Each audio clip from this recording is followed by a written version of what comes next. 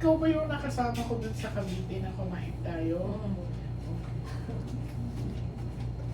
Nakalimut. Ano kasi sa dami? Sobrang dami. Sobrang hindi ka kasi. Mabilis lang naman to ate. 7 at saka 12 cards ka lang naman.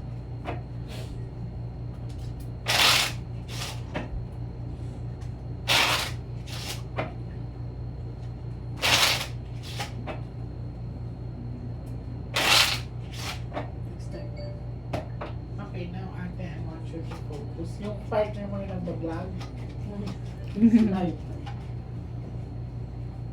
pick one card. Thank you. So this is your ate. I'm hoping that this is a red card.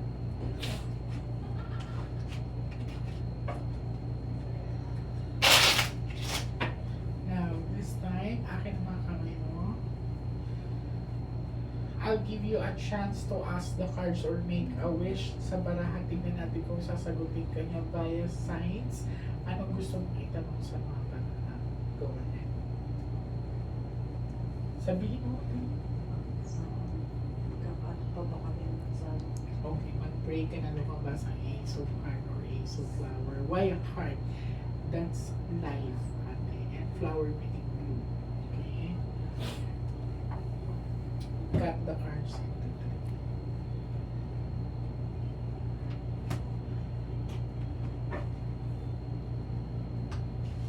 Kuha ka ate ng 7 cards o itong nilagay mo dito. Huwag ka magmadali.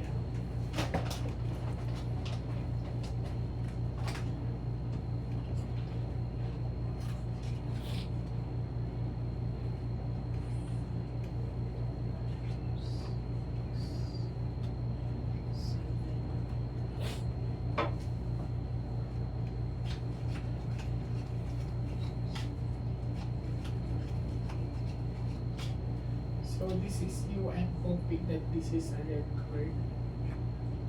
Very good, it's a red card. Ito cards. Tatagal kayo ate. Puso mo at saka puso niya. Okay? Yes, kasi ito. Not unless kasi ate kung wala po tapos ito. Okay, medyo may pagkasiloso lang talaga yan siya. Ano yung temper niya? Hot temper.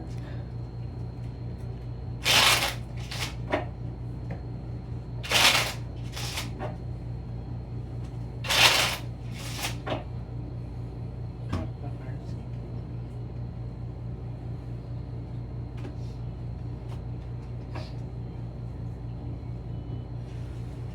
Kuha ka ng last 12 cards sa ito talagay mo dito. Huwag ka magpadali.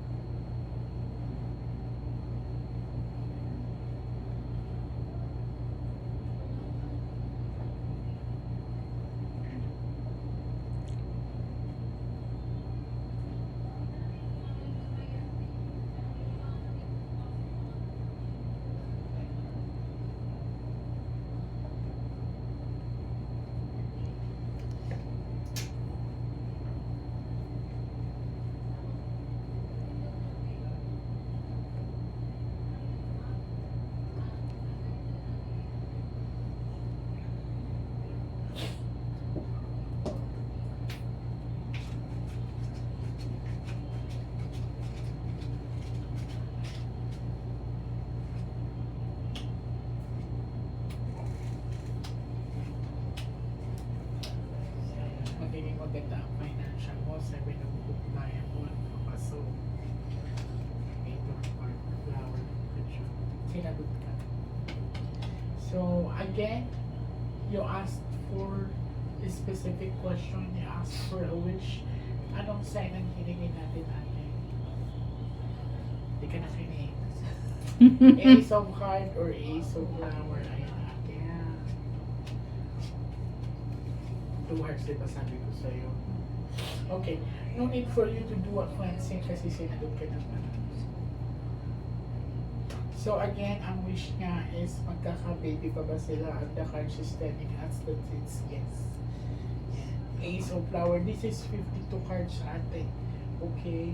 Hindi to magic, hindi ko naman sinabi sa'yo na ate dito ka bumunot na dito ang signs. No?